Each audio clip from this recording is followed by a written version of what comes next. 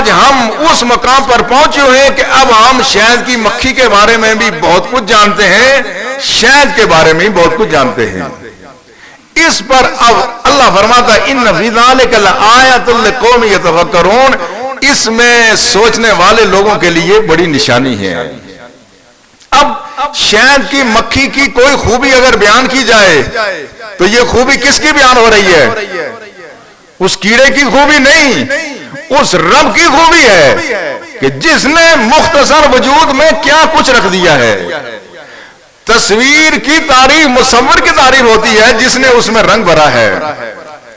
اس کے کردار کو اگر ہم زیر بحث لائیں گے، یہ مکھی کا ذکر نہیں ہے، یہ مکھی کے خالق و مالک کی عظمت کا ذکر ہے۔ کچھ باتیں ہم نے عرض کی تھی، اسی پہ آگے چلتے ہیں۔ اللہ نے فرمایا ہم نے اس کو وحی کی، اس کو سمجھا دیا کہ تم مکان بناؤ۔ اب یہ جو مکان بناتی ہے، اپنے لیے جو چھتے بناتی ہے، ایسا چھتا بناتی ہے، ایسا چھتا بناتی ہے کہ ہماری جیومیٹری نے، ہمارے جیومیٹری کے علماء نے جس میں صدیاں گزار کر کے جو نتیجہ اخذ کیا اس کو پہلے سے معلوم ہے۔ جیومیٹری میں کہتے ہیں، تعمیر میں ہیگزاگونل جو سٹرکچر ہے، ہمارے علماء صاحب نے یہ پڑھایا بھی ہوگا، اس لیے وہ فوراً مجھے ان کے چہرے سے پتہ چلا کہ یہ انہوں نے پڑھایا۔ ہیگزاگونل جو سٹرکچر ہوتا ہے، یہ جیومیٹری میں کئی صدیوں میں تحقیق کے بعد پتہ چلا کہ یہ جو 6 پہلو تعمیر ہوتی ہے، یہ جگہ کم سے کم گھیرتی ہے، اس میں گنجائش زیادہ سے زیادہ ہوتی ہے۔ اب پوچھو کہ یہ جو چھتا بناتی ہے، یہ جیومیٹری کے علماء نے جو صدیوں کی تحقیق کے بعد جو نتیجہ اخذ کیا، اس نے روز اول سے جب چھتا بنایا تھا تو یہ اس نے 6 جہتی چھتا بنایا، لاکھوں سالوں سے یہ ویسے بنا رہی ہے۔ تو پوچھو کہ اس کو کس نے بتایا؟ آہا ربک الی النخل، یہ رب نے بتایا ہے، اس رب نے بتایا کہ تم نے ایسے بنانا ہے۔ کہتے ہیں اس میں چونکہ اس کو اپنی جسم کی ایک رطوبت نکال کر کے اس کو موم کی شکل دے کے بنانا ہوتا ہے، اس میں میٹیریل بھی کم لگتا ہے۔ بڑے سے بڑے کوانٹٹی انجینئر جو جس بات پر جا کے اب پہنچے ہیں، اس کو بہت پہلے پتا تھا۔ اور بناتی ایسی ہے، ایسا ہے، اس کا زاویہ ایسا ہے کہ شہد ڈالو، ہماری دیکھیں بہت ساری ایسی چیزیں ہماری کمپنیاں بناتی ہیں، پیکنگ آتی ہے، مگر ہم جب لے کے آتے ہیں تو شاپروں میں آج کل کبھی بوتل کھلی ہوئی ہے تو کبھی ڈھکنا ٹوٹا ہوا، تو کبھی ادھر سے لیک اور کبھی ادھر سے لیک۔ لیکن یہ اس نے جو بنایا ہے، یہ بنایا ایسا کہ اس میں ایک قطرہ شہد کا باہر نہیں جاتا، اور جب اس نے صفائی کرنی ہوتی ہے تو ایسی صفائی کرتی ہے کہ اس میں ایک قطرہ کوئی پیچھے رہتا نہیں ہے۔ یہ کس نے بتایا اس کو؟ آہا ربک الی النخل، اس کو رب نے بتایا ہے، اس کو رب نے بتایا ہے کہ تم نے ایسا کرنا ہے۔ پھر جب یہ اپنے اس جوس کی تلاش میں نکلتی ہے، 800 میٹر تک دور جاتی ہے، جانے کے بعد ایک مکھی گئی، اس کو پتہ چل گیا کہ فلاں طرف پھول ہے، تو باقیوں کو بتائے کیسے، فوراً واپس آتی ہے۔ اب اس پر جو تحقیق ہوئی ہے، کہتے ہیں یہ آ کے خاص قسم کا رقص کرتی ہے، رقص کرتی ہے، باقی مکھیوں کو پتہ چل جاتا ہے کہ دیکھ کے کچھ آئی ہے۔ اب اس کا پھڑپھڑانے کا انداز بتا دیتا ہے کہ یہ پھول ہیں کس طرف اور یہاں سے کتنے 100 میٹر دور ہیں، اس کے پھڑپھڑانے کا انداز۔ اور یہ کس نے بتا دیا؟ اس کو پھڑپھڑانا کس نے سکھایا؟ اور جو باقی مکھیاں ان کو یہ کس نے بتایا کہ یہاں سے پھول اتنا دور ہے؟ آہا ربک الی النخل، یہ سب کچھ رب نے بتایا ہے، رب نے بتایا۔ اور پھر یہ کوشش یہ کرتی ہے کہ اس میں شہد میں کوئی چیز ایسی آمیزش نہ ہو جائے کہ جو اس شہد کی اس خالص کیفیت کو ظاہر کر دے۔ باقاعدہ پہرے دار موجود ہیں کہ کوئی چیز اس میں باہر سے داخل نہ ہو۔ اگر کوئی چیز اس میں داخل ہو جائے، ایک تو اس میں اندر کا درجہ حرارت یہ 35 ڈگری پہ رکھتی ہے، نہ اس سے اوپر یا نہ اس سے نیچے۔ 10 مہینے اس نے 35 ڈگری پہ درجہ حرارت رکھنا ہے۔ یہ سائنٹسٹ کس نے بنا لی؟ آہا ربک الی النخل، یہ رب نے بنایا ہے اس کو۔ ہوتا کیا، آپ کبھی اب اگر دیکھیں چھتے دیکھیں آپ، تو یہ شہد کی مکھی اس اپنے سوراخ کے بعد پھڑپڑاتی ہے، اپنے پر ہلاتی ہے۔ یہ پر کیوں ہلاتی ہے؟ پر اس لیے ہلاتی ہے کہ جب اندر گرمی ہوتی ہے یہ پنکھا مارتی ہے، یہ باہر پکا چلاتی ہے، اس کے اندر اور پکا چلاتی ہے، آخری کونے تک اس کا درجہ حرارت 35 ڈگری رکھنا یہ اس مکھی کی ذمہ داری ہے۔ لاکھوں سال سے کبھی بھی اس نے اپنے اس چھتے کا درجہ حرارت 35 ڈگری سے نہ اوپر جانے دیا، نہ اس نے کبھی نیچے آنے دیا۔ اتنا کچھ کیوں کر دیا ہے؟ اس لیے کہ اوپر چلا جائے یا نیچے چلا جائے اس میں جراثیم پیدا ہو سکتے ہیں۔ یہ انسان کی خدمت گزار بھی ہے۔ یہ بھی ذرا ذہن میں رکھنا کہ یہ جو شہد بناتی ہے، یہ شہد خود کتنا کھاتی ہے، اس کا 10% کھاتی ہے، باقی سارا شہد کون کھاتا ہے؟ انسان استعمال کرتا ہے۔ یہ انسان کے لیے وہ کام کرتی ہے جو ہماری بہت ساری میڈیسن کی فیکٹریاں یہ تو پیسے لے کر بھی صحیح دوا نہیں دیتی۔ ہماری جو میڈیسن کی کمپنیاں ہیں یہ پیسے بھی پورے لیتے ہیں، دوا بھی ناقص دیتی ہیں، مگر یہ خدا نے جو خدمتگار ہماری رکھی ہے یہ لیتی بھی کچھ نہیں ہے اور ہمارے لیے خالص شہد تیار کر کے رکھتی ہے۔ اگر خدا نہ خواستہ کہیں کسی نے کوئی پتھر مار دیا، کوئی ایسی چیز اس کے چھتے کے اندر چلی گئی، اب کیا کرے؟ ہے تو وہ کیڑا ہی، اب اس کو پتھر کو تو اٹھانے سے رہی، لکڑی کا ٹکڑا چلا گیا نکالنے سے رہی، تو پھر اوحا ربک الی النخل، اللہ نے اس کو وحی کی ہوئی ہے، اس کو بتایا ہوا ہے۔ اب یہ کیا کرتی ہے؟ یہ درختوں کی گوند تلاش کرتی ہے۔ یہ جو چیڑ کا جیمن ہوتا ہے نا، جیمن تو سارے سمجھتے ہیں، یہ لا کے اس میں کیا کرتے ہیں؟ اس میں اپنی ایک رطوبت شامل کر کے اس کو الفی کی شکل دے دیتی ہے۔ یہ چاروں طرف اس کو حنود کرتی ہے، جو باہر سے چیز ہے اس کے چاروں طرف ایک پینٹ کر کے اس کو اس کے اندر فکس کر دیتی ہے کہ اب تم ادھر رہو لیکن تم ہمارے شہد کے خالص ہونے میں کوئی رکاوٹ نہیں پیدا کر سکتے۔ کیوں؟ یہ کس نے؟ آہا ربک الی النخل، تیرے رب نے اس مکھی کو یہ بات سمجھا دی ہے، یہ بتا دی ہے کہ تم نے ایسا کرنا ہے، اور اس طرح سے یہ اپنے چھتے میں شہد بناتی ہے، اور یہ شہد بناتے ہوئے یہ اپنی اطاعت امیر کرتی ہے، ملکہ کا خیال رکھتی ہے۔ مگر اس کی ملکہ بھی جو ہے وہ، میں ایک اپنے پٹھان ہیں ہمارے استاد میں کہہ رہا تھا کہ یہ ہماری مکھیوں کا کلچر تمہارا پٹھانوں والا کلچر ہے، ہمارا پہلے ہوتا تھا اب نہیں رہا ہے۔ انہوں نے کہا کیسے؟ میں نے کہا اس طرح سے کہ یہ جو شہد کی مکھی ہے اس کا جو مذکر شہد کی مکھی جو ہوتی ہے، یہ شہد کی مکھی ملکہ دوسری ملکہ کو کاٹ لیتی ہے مگر اپنے مذکر کو نہیں کاٹتی۔ شوہر کی اطاعت جس کو آپ کہہ سکتے ہیں آج کے دور میں، یہ اس میں خدا نے یہ ہے ملکہ، مگر جو اس کا مذکر ہے یہ اس کو کبھی نہیں کاٹتی، یہ باقی سب کو دوسری ملکہ کو بھی نہیں چھوڑتی، مگر اپنے شوہر یعنی جس سے اس کا نسل کا سلسلہ جاری ہے یہ اس کو کبھی نہیں کاٹتی، اس کا احترام کرتی ہے۔ تو میں نے ان سے کہا پہلے ہمارا بھی یہی کلچر تھا، اب ہمارا نہیں رہا، تمہارا ابھی ہے، نہ جانے کب تک رہے گا۔ یہ جو ہمارے معاشرے میں جو وزارتی طرز حکومت آ گیا نا گھر میں کہ صدر برائے نام اور وزیر اعظم کے پاس سارے اختیارات، اس نے ہمیں تباہ و برباد کر دیا ہے۔ ہمارے بچے ہمارے قابو سے نکل گئے، ہمارے معاملات ہمارے گرفت سے نکل گئے، سارے فیصلے گھر میں عورتیں کرتی ہے۔ عورت کا اپنا مقام مرتبہ ہے، عورت کی عزت ہے، ماں کی حیثیت سے جنت اس کے قدم تلے ہے، وہ بیوی کی حیثیت سے بہن کی حیثیت سے قابل احترام ہے، مگر سارے فیصلے اس سے کرا لینا یہ گھر کے نظام کو درم برم کرنے کے مترادف ہے۔ اس لیے یہ کلچر بھی، یہ بھی ان کا نظام مکھیوں کا اس لیے چلتا ہے کہ ان میں بھی ملکہ ہونے کے باوجود وہ اس کا احترام کرتی ہے تاکہ یہ سلسلہ جاری ساری رہے۔ اور اس میں اب قرآن نے کہا فی شفاء للناس، اس میں لوگوں کے لیے شفا بھی ہے۔ اب جو شہد تیار ہوتی ہے وہ جس مختلف انداز سے تیار ہوتی ہے، اب اس کا متبادل لوگوں نے تلاش کرنا شروع کر دیا کہ آپ نے دیکھا ڈبوں میں آج کل لوگ مکھیاں بند کر کے شہد بنواتے ہیں، اور وہ بھی یہاں سمجھتے ہیں یہ شہد بھی بہت خالص ہے۔ اب اس میں اس کو کسی بھی انداز میں، وہ جو اللہ نے کہا تھا فصلوں کی سبلا ربے کے ذللا، یہ جو تیرے لیے راستے آسان ہوئے تو چر پہ چل، پھر تو گردش کر۔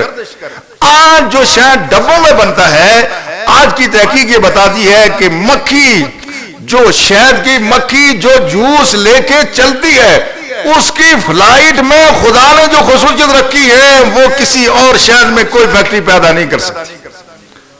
فصلوں کی سبل ربے کے ذللا، تیرا کام یہ ہے کہ یہ اس قطرے کو لے کر کے، اس رس کو لے کر کے تو نے گردش کرنی ہے۔ آج کی سائنس بتاتی ہے کہ یہ گردش کرنے میں جو اس شہد میں خوبی پیدا ہوتی ہے وہ کہیں کوئی دوسرے ذریعے سے پیدا نہیں ہو سکتی۔ اب قرآن نے کہا فی شفاء للناس، اس میں لوگوں کے لیے شفا ہے۔ اب شہد کو آج کے دور میں بھی لوگ دوا کے طور پہ استعمال نہیں کرتے، زیادہ تر کس کے لیے استعمال کرتے ہیں؟ خوراک کے طور پہ استعمال کرتے ہیں۔ اب جب قرآن نازل ہو رہا تھا اس وقت تو کسی کو پتہ ہی نہیں تھا اس کے اجزاء ترکیبی ایسے ہیں جو شہد کے اجزاء ترکیبی ہیں۔ عام آدمی کو تو یہ پانی نظر آتا ہے نا، پانی کی طرح سے صاف شفاف ایک ایسا لیکوڈ ہے کہ جس میں کچھ نظر نہیں آتا، مگر سائنسدان جو اس کے اندر جھانک کے دیکھتے ہیں کہتے ہیں اس میں تو دنیا آباد ہے، اس میں اتنی غذائیت ہے، اس میں اب میں چونکہ ان کا اس بہت سارے جو اصطلاحات کا ترجمہ کرنا مشکل ہوتا ہے، اس میں لیکٹوز ہے، اس میں گلوکوز ہے، اس میں منرل ہے، پوٹیشیم ہے، کیلشیم ہے، اس میں سلفر ہے، اس میں اور آئرن ہے، بے شمار چیزیں اس میں وٹامن اے ہے، بی ہے، اور vitamin A B1 B2 B3 B4 B6 یہ ساری چیزیں یہ اتنا جامع قسم کا مشروب ہے کہ اس میں غذائیت کمال درجے کی ہے، غذائیت کمال درجے کی ہے، مگر رب نے فرمایا کہ فی شفاء للناس، اس کی غذائیت کا رب نے ذکر نہیں کہا، اس میں لوگوں کے لیے شفا ہے، اس میں لوگوں کے لیے شفا ہے۔ اب اس میں لوگ دیکھتے رہے، ایک عرصے تک لوگوں نے کہا یہ شفا کے بجائے یہ غذا ہے، یہ مکمل غذا ہے، یہ بہترین غذا ہے، مگر شفا کا قرآن نے فرمایا تھا یہ شفا ہے، اور اس شفا کا پتہ نہیں چل رہا تھا۔ 1993 میں چائنا میں ایک کانفرنس ہوئی، ایپی کلچر کانفرنس، جس میں شہد سے متعلق پوری دنیا سے سائنسدانوں کو بلایا گیا۔ کسی کو شاید پتہ بھی نہیں ہوگا کہ قرآن میں اس کے لیے کیا کہا گیا ہے، وہ لوگ اپنے انداز سے دیکھ رہے تھے، مگر میں بار بار یہ بات کہتا ہوں، علم جس شعبے میں آگے بڑھے گا وہ اسلام کو اس کی عظمت کو تسلیم کرے گا۔ کوئی لادین چائنا جیسے سوشلسٹ ملک میں بھی بیٹھ کے جب سائنس پر تحقیق ہوگی وہ تحقیق اسلام کو فائدہ دے جائے گی، ہم فائدہ دیں یا نہ دیں، دنیا میں علم کا کسی شعبے میں کوئی آگے بڑھے گا تو اسلام کے قدموں میں انشاءاللہ وہ آگے وہ ڈھیر ہو جائے گا، اور اس کو ماننا پڑے گا کہ دین اسلام ہی یہ سچا ہے، اور جو کچھ قرآن نے بیان فرمایا یہ سچا ہے۔ ہوا یہ کہ جب یہاں کانفرنس ہوئی، چائنا میں کانفرنس ہوئی شہد کے بارے میں، دنیا بھر کے بڑے نامور اس میں سائنسدان بلائے گئے، ڈاکٹر بلائے گئے، شہد کے بارے میں غور و فکر شروع ہو گیا۔ امریکہ سے جو سائنسدان آئے انہوں نے کہا یہ شہد بے شمار بیماریوں کا علاج ہم نے آزما لیا ہے۔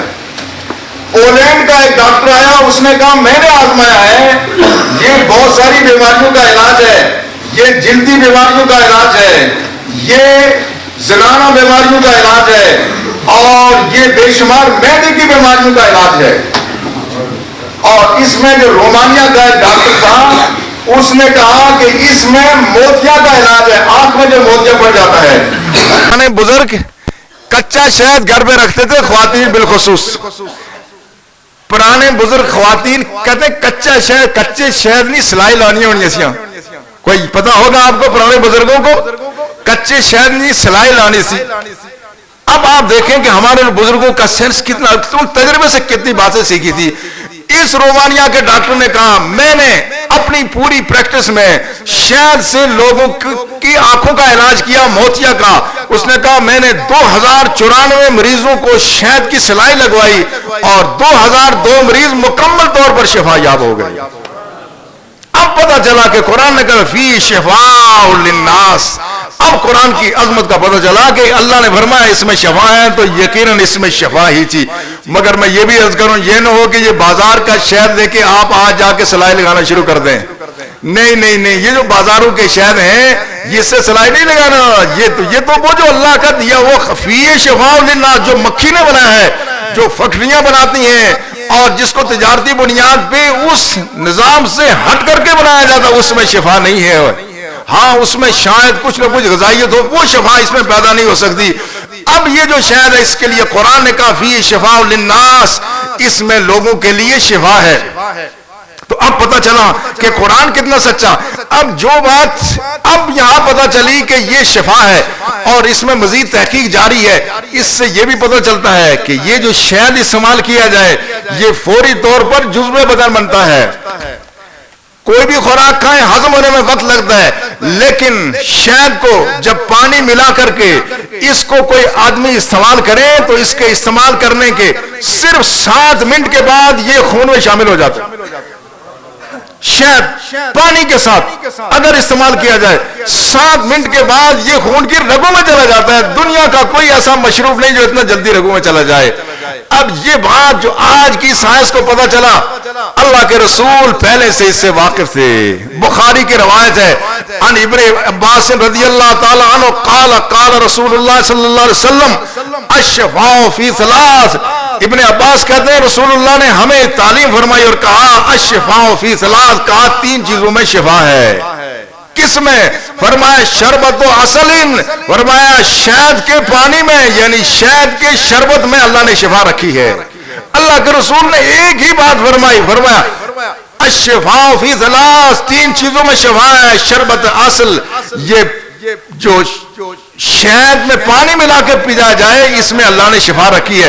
شہد میں پانی ملائیں فوری طور پر ہضم بھی ہوتا ہے، اور یہ جو مکھیاں جو ان کی نو مولود مکھی ہوتی ہیں یہ اس کو پانی ملا کے پلاتی ہے۔ نو مولود مکھیوں کو ان کی غذا یہ پانی ملا کے اس کو پلایا جاتا ہے۔ اب ذرا سوچیں کہ یہ جو اللہ نے فرمایا فی شفاء للناس، اس میں لوگوں کے لیے شفا ہے، آج پتہ چلتا ہے کہ اس میں کیسے شفا ہے۔ اور اس کی خاصیت یہ بھی ہے کہ اس شہد میں کبھی کوئی جراثیم پیدا نہیں ہو سکتا، یہ جراثیم کو پیدا نہیں ہونے دیتا۔ اس شہد کی خاصیت یہ خون بھی پیدا کرتا ہے، خون کو صاف بھی کرتا ہے، خون کو شفا بھی کرتا ہے۔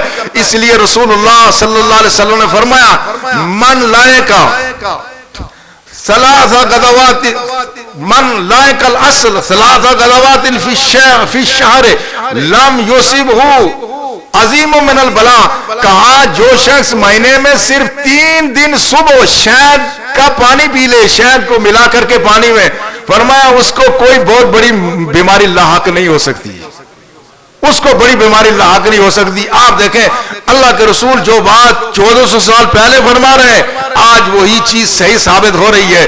اور اس لیے رسول اللہ صلی اللہ علیہ وسلم نے فرمایا علیکم بالشفاءین، لوگوں یاد رکھو 2 چیزوں کی شفا سے استفادہ کرو، ان کو اپنے استعمال میں لاؤ اور ان سے شفا حاصل کرو۔ الاصل والقرآن، ایک شہد ہے دوسرا قرآن ہے، ایک شہد ہے دوسرا قرآن ہے۔ اب اللہ کے رسول نے فرمایا دونوں میں شفا ہے، شہد میں تو شفا ہے بدن کے لیے مگر قرآن میں شفا ہے بدن کے لیے بھی روح کے لیے بھی۔ اب دیکھو قرآن نے صرف 2 چیزوں کے لیے خود شفا کہا، فیہ شفاء للناس، اور دوسری جگہ فرمایا وَنُنَزِّلُ مِنَ الْقُرْآنِ مَا هُوَ شِفَاءٌ وَرَحْمَةٌ لِّلْمُؤْمِنِينَ، اور ہم نے قرآن اس لیے نازل فرمایا کہ یہ مومنوں کے لیے اس میں شفا ہے۔ قرآن نے صرف 2 چیزوں کو شفا کہا، شہد کو اور خود قرآن کو۔ اب اندازہ کرو، اب اتنی تحقیق کے بعد جب یہ ثابت ہو گیا کہ رب نے فرمایا تھا شہد میں شفا ہے، تو آج ساری دنیا کہتی ہے شہد میں شفا ہے۔ تو جس رب نے کہا قرآن میں شفا ہے تو اب ہمیں قرآن سے بھی تو شفا حاصل کرنی چاہیے۔ کیا وجہ ہے کہ وحی کا لفظ اللہ نے مکھی کے لیے بھی کہا، ہم نے مکھی کو بھی وحی کی مگر وہ وحی ہمارے پاس بھی آئی ہے، ہم نے اس وحی کی ان چیزوں کو ترک کر دیا۔ مکھی آج بھی چونکہ مکھی پابند ہے نظام فطرت کی، انسان پابند نہیں ہے، ہمیں اختیار تھا کہ ہم اللہ کے دیے ہوئے ضابطے اس قرآن کے مطابق چلتے تو ہم بھی وہی عظمتیں پاتے، وہی خالص ماحول ہوتا جو مکھی نے آج تک اپنے چھتے میں ماحول پیدا کیا ہوا ہے۔ آج بھی اگر ہم قرآن کی تعلیمات کی طرف رجوع کریں آج ہم پر بھی وہی اللہ کی رحمتیں برس سکتی ہیں، چونکہ اللہ نے شفا اس میں بھی رکھی ہے، شفا قرآن میں بھی رکھی ہے۔ اللہ نے اس کیڑے کو، اللہ نے اس مکھی کو کچھ خصوصیات دی ہیں، آدمی اگر اس پہ توجہ کرے تو آدمی شرمندہ ہو جاتا ہے۔ اس میں کتنی خوبیاں ہیں اور ہم میں وہ خوبیاں نکل کیوں گئی ہیں۔ اس مکھی کی ایک خوبی یہ ہے، کہتے ہیں یہ بہت ہی سماجی قسم کا رویہ رکھتی ہے، مل جل کر کے رہنا اس کی فطرت ہے۔ اس مکھی کی فطرت مل جل کر کے رہنا ہے، اور یہ مل جل کر کے رہتی ہے، اور ساتھ ہی ساتھ یہ دوسروں کا خیال بھی رکھتی ہے، جو اس کو فریضہ سونپا گیا ہے وہ پوری پابندی سے ادا بھی کرتی ہے، اور ایک دوسرے کے معاملات میں مکھیاں مداخلت بھی نہیں کرتی۔ اس کی ایک خاصیت یہ اس میں اطاعت امیر بھی ہے، احترام امیر بھی ہے، یہ ساری مکھی کی خصوصیات ہیں۔ ایک عام خاصیت اس کی کیا ہے کہ تقسیم کار ہے۔ جہاں قوموں میں افراد میں تقسیم کار ہو وہاں معاشروں میں فساد اور خلل واقع نہیں ہوتا۔ جہاں ہر آدمی اپنا کام چھوڑ کر کے دوسرے کا کام شروع کر دے، یا اپنا کام جو اس کو دیا تھا اس سے آگے بڑھ جائے یا پیچھے ہٹ جائے، تو معاشروں میں خرابیاں پیدا ہوتی ہیں۔ ان مکھیوں کی خوبی یہ ہے کہ جو 3 قسم کی مکھیاں ہیں، ایک ان کی ملکہ ہے جو رہنمائی قیادت کرتی ہے، انڈے وہ دیتی ہے، دوسری ورکر مکھیاں ہیں جو شہد بناتی ہیں، اور تیسری مکھیاں ڈرون ہیں جن کا کام صرف دفاع کرنا ہے، بچوں کی داری کا کام کرتی ہے۔ ان کا اپنا اپنا کام ہے، یہ اپنے کام سے آگے پیچھے نہیں ہٹتی، جس کا جو کام ہے وہ اپنا کام کرے گا۔ اور وہ جو دفاعی مکھیاں ہیں، ڈراؤن مکھیاں جن کو کہتے ہیں انگریزی میں، ان کا کام حفاظت کرنا ہے، وہ شہد کے چھتے کے منہ کے اوپر وہاں منڈلاتی رہتی ہیں۔ جب کوئی وہاں سے گزرے گی کوئی چیز جو شہد کے لیے نقصان دہ ہے، جو ان کی ملکہ کو نقصان دے سکتی ہے، اس وقت حملہ کر لیں گی، ورنہ پہلے حملہ نہیں کرتی، پہلے حملہ نہیں کرتی۔ اور وہ گزرنے والوں پر آپ نے دیکھا جگہ جگہ شہد کے چھتے ہیں، کوئی مکھی کبھی آپ کو کاٹتی ہے گزرتے ہوئے، اپنے کام میں لگی ہوئی ہیں۔ وہ تو بہت ہی شریف النفس مکھیاں ہیں۔ یہ جو ہمارے بڑے ہیں اور ڈڈار جن کو کہتے ہیں، یہ ڈڈار بھی چلتے ہوئے ہر کسی پہ حملہ کرتے نہیں کرتے، وہ اپنے کام میں لگے ہوئے ہیں۔ ہاں کوئی چھیڑے تو الگ بات ہے۔ انسان اگر یہی رویہ اختیار کریں، جو ڈیوٹی ہے وہی کام کریں، وہ کسی کا پیچھا نہیں کرتے، جو وہاں آتا ہے اس پر حملہ کرتے ہیں، جو وہاں نہیں آتا اس پر حملہ نہیں کرتے۔ اور حملہ کرنے میں جو وہاں پر جو ان کی ڈیوٹی ہے، وہ اپنا فرض شناسی کتنی ہے۔ ہم لوگ جو ہم پر فرائض ہیں، مجھ پر بھی ہیں، آپ پر بھی ہیں، اس معاشرے کے ہر فرد پر ایک فریضہ عائد ہوتا ہے۔ وہ جس مکھی کا کام دفاع کرنا ہے، وہ اپنا فریضہ کیسے ادا کرتی ہے، وہ جان پر کھیل کر کے فریضہ ادا کرتی ہے۔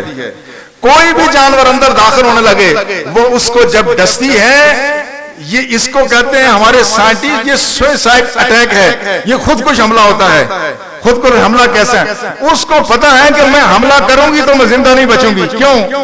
اس کا نظام ایسا ہے، وہ جب حملہ کر کے وہ اپنا جو تار ہے وہ انسانی یا کوئی بھی جسم اس میں داخل کرتی ہے، وہ وہاں سے نکال نہیں سکتی، پھر پھڑکنا شروع ہو جاتی ہے، وہیں پھڑکتے وہیں جان دیتی ہے۔ مگر اس کا جو کام ہے، وہ اپنا کام سر انجام دینے میں وہ کبھی دیر نہیں کرتی۔ وہ جن کا کام دفاع کرنا ہے وہ دفاع کرتے ہیں، مگر وہ ہر کسی سے لڑتے بھی نہیں۔ مگر اللہ نے شعور کے ساتھ عطا فرمایا۔ آپ یہ دیکھیں، وہ ڈراؤن جو ہیں، وہ ان کا کام شہد بنانا نہیں ہے، ان کے جسم میں ایک زہر ہوتا ہے۔ وہ چونکہ ان کا مقصد، ان کے پاس اسلحہ ہوتا ہے، وہ زہر ان کے پاس ہے، وہ حملہ کر کے اپنا زہر اس میں ڈالتے ہیں، جس چیز نے حملہ کیا ہے اس میں زہر ڈالتے ہیں۔ جو بقیہ مکھیاں ہیں، وہ فوراً جب وہ مر گئی، اس مکھی کے اندر سے زہر نکال کے، تو ان کے پاس اور اسلحہ نہیں، وہی زہر جس پہ حملہ کیا گیا اس کے زخم میں ڈالتی ہیں، وہ زخم میں ڈالتی ہیں اور اس کو نقصان پہنچاتی ہیں، مگر وہ غیر ضروری طور پر اپنے چھتے کے قرب و جوار میں حملہ نہیں کرتی۔